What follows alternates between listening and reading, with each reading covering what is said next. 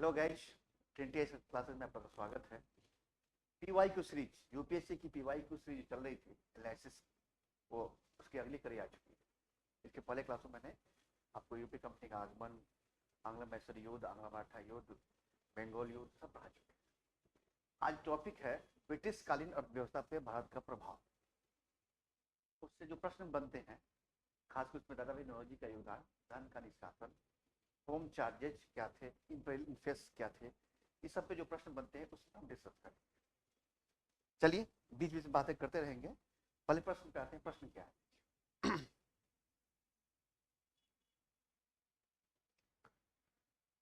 भारत में उपनिवेशी शासनकाल में होम चार्जेज, भारत से संपत्ति का दोहन, अर्थव्यवस्था का प्रभाव बता रहे हैं। ब्रिटिश कालीन अर्थव्यवस्था का भारत पे प्रभाव। तो दोहन का महत्वपूर्ण अंग थे। निम्नलिखित में कौन सी निधि और निधियां होम चार्जेज की संगठक थी? तो पहले आप लोगों को समझना पड़ेगा कि होम चार्जेज क्या होते हैं, जिसको हिंदी में गृह शुल्क बोलते हैं। क्या था होम चार्जेज? इस पे इतना विवाद हुआ और सभी इतिहासकारों ने लिखा इसमें और बताया कि होम चार्जेज क्या है और इससे संपत्ति का दोहन कैसे हो रहा था। होम चार्जेज ये था कि 57 के विद्रोह के बाद 1858 में एक अधिनियम बनता है और ईस्ट इंडिया कंपनी की समाप्ति कर दी जाती है। और जो ब्रिटिश गवर्नमेंट थी वो क्या की, सत्ता अपने हाथ में ले ली। किसकी? भारत सरकार की। तो भाई इसका नियंत्रण कौन करेगा? पहले तो थे क्या थे, British government, EIC India company थी। मगर वहां पे उसने क्या किया, राज सचिव की नियुक्ति कर दी, जो देख रेख करेगा कि भारत में सत्ता कैसे चल रही है। इंग्लैंड में, तो इंग्लैंड में ही राज सचिव के जो खर्चे थे, जो व्यय थे, जो खर्चे थे भारत सरकार की ओर से दिए जाते थे, उसी को होम चार्जेज कहा जाता था। तो उसी में पूछा है कि होम चार्जेज क्या है। अच्छा, सिर्फ होम चार्जेज वो नहीं थे, ये कंसेप्ट है होम चार्जेज का कि होम चार्जेज क्या होता है।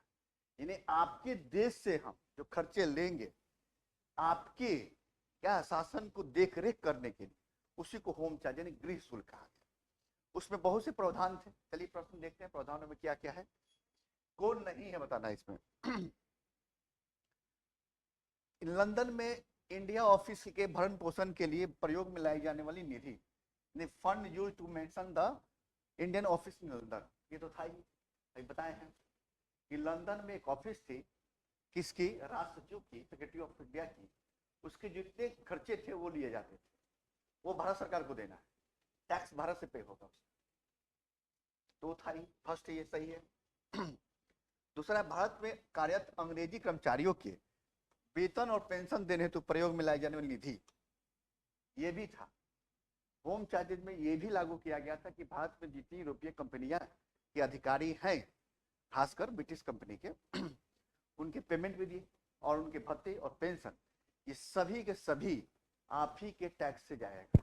आप ही को करना है, पेबल पे आप ही करेंगे। जैसे करें आप टैक्स वसूल के करेंगे, खर्चा हम देंगे, हम नहीं देंगे, ब्रिटिश गवर्नमेंट हम नहीं देंगे, आप ही क्या टैक्स वसूलेंगे और देंगे। दो तो ये कंफर्म हो गया।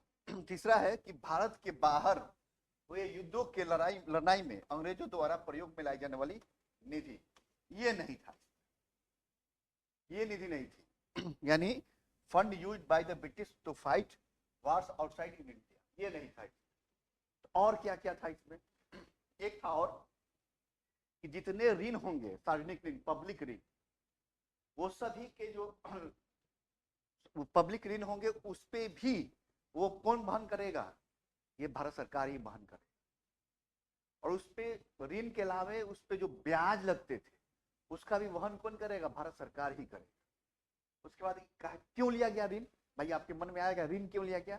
तो कहा कि हम आपके रेल लाइन का विकास कर रहे हैं, कुछ पुलिस इन्फॉर्म कर रहे हैं, कुछ पब्लिक इन्वेस्टमेंट का काम कर रहे हैं, तो उसके लिए पैसा कहां से होगा? तो हम ऋण दे रहे हैं उसके बदले में। तरीके बदल दिए, आपसे टैक्स भी ले रहे हैं, आपसे पैसा भी ले रहे हैं और कह रहे हैं कि रेल लाइन का विकास भी कर रहे हैं। रेल लाइन विकास किसके लिए हुआ? अपने सुविधा के लिए किया और कहा कि उसके लिए हम ऋण देंगे। उसका हम क्या करें? ऋण के साथ वसूली तो करेंगे ही करेंगे, ब्याज इंटरेस्ट की वसूली भी करेंगे। ये भी होम चार्जेज में इंक्लूड किया गया। दूसरा, जो सैनिक सामग्री होता है ना, भी सैनिक सामग्री और अन्य सामग्रियों की जो खर्चे होंगे वो भी आप ही को देना है। भले एक सैनिक कौन नियुक्ति कहाँ से होती थी? ब्रिटेन से होती थी। कुछ यूरोपीय थे, कुछ इंडियन थे, मगर जो है आएंगे यूज अपने लिए किए, मगर उसका खर्चा जो है वहन आप ही को करना पड़ेगा। भारत के कारण इंग्लैंड में जो इंग्लैंड में लिया जाने वाला था नागरिक सैनिक शुल्क, यदि उसके लिए भारत के कारण जो इंग्लैंड में नागरिक और सैनिक शुल्क किया था वो भी होम चार्जेस के अंदर ही आते थे। इसके बाद इंग्लैंड में राष्ट्र का जो खर्चा था सारा व्यय, 15 मेंबर थे, उनके ऐश आराम की जिंदगी, सभी खर्चे वो देंगे, आएंगे इंग्लैंड से, यहाँ आएंगे वहां जाएंगे, सब खर्चे आप ही को देंगे। ये सब होम चार्जेस में थे। यही था संपत्ति का दोहन, यानी आपसे लेके ही आप पे खर्चा करेंगे और आपके खिलाफ यूज करेंगे, वो सब होम चार्ज में आए थे। तो इसका अब ऑप्शन देखते हैं क्या है, क्या क्या हो सकता है ऑप्शन। तो निम्नलिखित फोटो के आधार पे सही उत्तर चुनिए। मैं choose the correct answer using the following course. A only A नहीं था, ए एंड 2 हम बताए 1 और 2 सही था, और तीसरा गलत था, तो केवल 1 और 2 ओनली 1 एंड 2 इसका आंसर हो जाएगा। ये था, यही था होम चार्जेस, यही पढ़ना, और मेंस की टॉपिक भी है। चलिए दूसरा प्रश्न देखते हैं क्या है। दूसरा जो प्रश्न आया आपके सामने, इंपीरियल प्रेफरेंस का प्रयोग, इस शब्द का उपयोग किया गया अंग्रेजों द्वारा किया गया। कि इंपीरियल प्रेफरेंस जो था प्रयोग किया जाता था किस मतलब में, किसके लिए किया जाता था, और इस प्रश्न ही बढ़ा दिया उसने, टाइप एनसीईआरटी का प्रश्न है ये।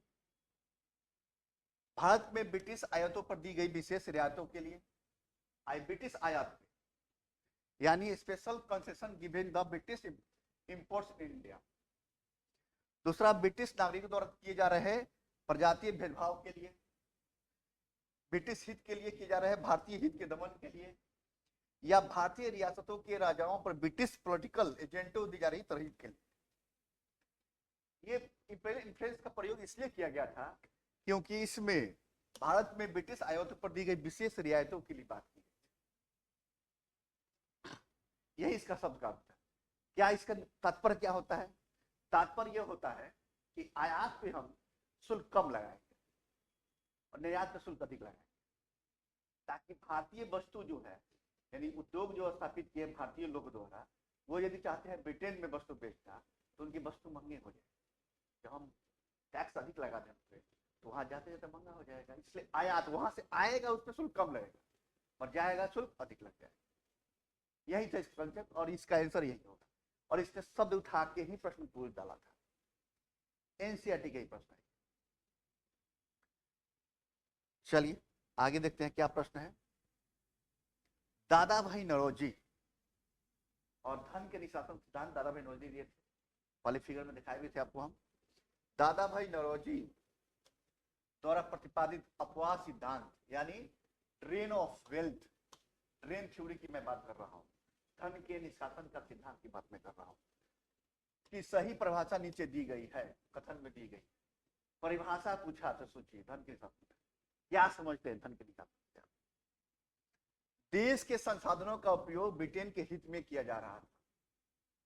देश के संसाधन का उपयोग ब्रिटेन के हित में किया जाता। पहला, भारत की राष्ट्रीय संपदा का एक भाग यानी कुल वार्षिक उत्पाद ब्रिटेन को निर्यात कर दिया था, जिसके लिए भारत को कोई वार्षिक प्रतिफल नहीं मिलता था। A part of the Indian national wealth और the total annual production was exported to the Britain for which India did not get any real return. इसका आंसर यही। क्या था धन के निशासन सिद्धांत? सुनिए समझिए। धन का निशासन ये होता है कि यहां से संपत्ति का दोहन करके ब्रिटेन भेजा जाता। अभी होम चार्ज की तरफ बताए हम कि भाई यहाँ पे क्या पैसे मिले, वेतन मिले, भत्ते मिले, पेंशन मिले, और योग तो यहाँ किए नहीं, वो चले गए रिटर्न कहाँ? ब्रिटेन। और वहीं पे अपना मकान दुकान सब जो बनाए सामग्री यहाँ खरीदी गई, तैयार वहां होता था, तो पैसा किसको जाता था? ब्रिटेन को जाता था। यूज हम मेरे खिलाफ करते थे।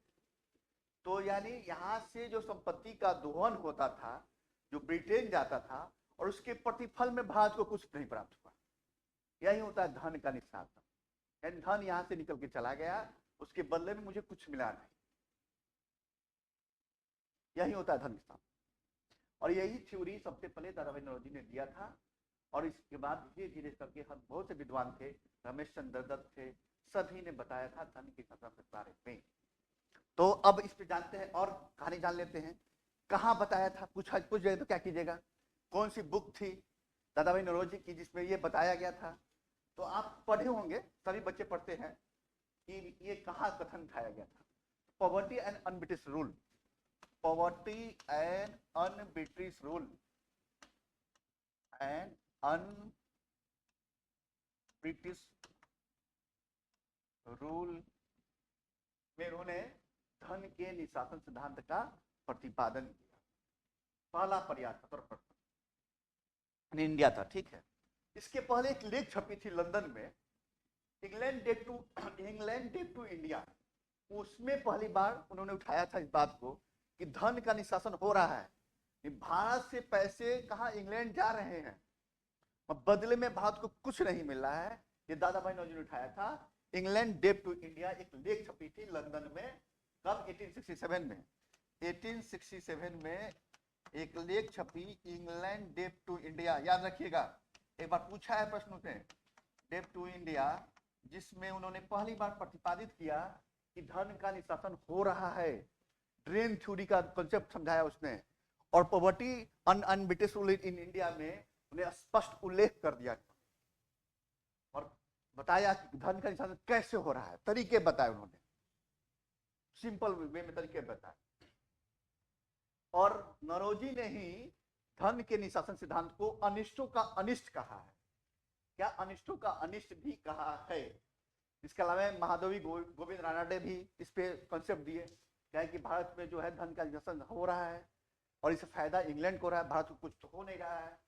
उसके बाद एक प्रसिद्ध अर्थशास्त्री थे रमेश चंद्र दत्त, आप लोग को आरसी दत्त मिलेगा खाने, उन्होंने भी अपनी किताब थी economic history of India, economic history of India, RC Dutt लिख देते हैं यहीं पे, आरसी दत्त की पुस्तक थी इकोनॉमिक हिस्ट्री ऑफ इंडिया,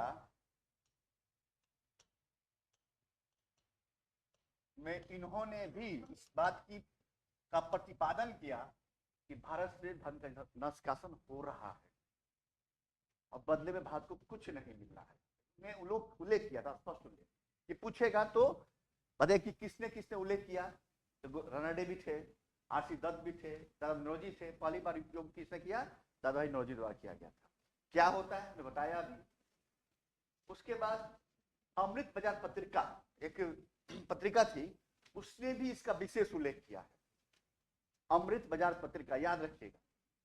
उसके बाद भारतीय राष्ट्रीय कांग्रेस के 1896 के अधिवेशन में 1896 के जो कांग्रेस कॉन्फ्रेंस चल रहा था, कांग्रेस सेशन चल रहा था, उसमें भी सिद्धांतों को स्वीकार किया गया कि भारत से धन का निशासन हो रहा है, इसके बदले में भारत को कुछ प्राप्ति नहीं हो रही है, बल्कि उसका यूज हमारे खिलाफ ही किया जा रहा है और हम पे शासन करने के लिए किया जा रहा है। ये 1896 जो कांग्रेस का सेशन हो रहा था, कांग्रेस का अधिवेशन हो रहा था, उसमें भी इसका स्पष्ट उल्लेख किया गया था। ये अधिवेशन कलकत्ता अधिवेशन था। कौन, कलकत्ता का अधिवेशन था। उसका 1901 में भी ये स्पष्ट किया गया इंपीरियल लेजिस्लेटिव काउंसिल में कि गोपाल कृष्ण गोखले ने भी ये बात स्पष्ट किया कि धन के बर्गमन सिद्धांत को प्रस्तुत किया था। कब, 1901 में। इधर लिख देते हैं, मैं एक मिनट के इसको थोड़ी मिटा देते हैं और आप लोग नोट डाउन करते रहिएगा, वीडियो को पॉज कर करके बाद में देख देख के, और नोट डाउन करते रहिएगा, क्योंकि एक एक फैक्ट जो है पूछे जाते हैं। पूरी कहानी जब मेंस की क्लास चलेगी तो पूरी कहानी बताएंगे इस पे, और प्रश्न कैसे बनते हैं और उसको टैकल कैसे करना है। अभी फैक्चुअल चीजें हैं, फैक्चुअल जानकारी होनी चाहिए। अब तो 1901 ईस्वी में, 1901 ईस्वी में इंपीरियल लेजिस्लेटिव काउंसिल में ये बजट के भाषण में, बजट भाषण में कौन, गोपाल कृष्ण गोखले ने, गोपाल कृष्ण गोखले ने भी इस चीज को स्पष्ट किया अपने बजटीय भाषण में कि भारत से धन का निशासन हो रहा है, और इस सिद्धांत को प्रस्तुत किया था उन्होंने। तो ये कुछ फैक्टें थी इनके बारे में, ट्रेंड थ्योरी के बारे में, किसने शुरू किया, क्या स्टार्ट किया, क्या अर्थ होता है, ये सब चीजें थी। चलिए मिलते हैं नेक्स्ट क्लास में कुछ नए टॉपिक के साथ। जय हिंद, जय भारत साथी।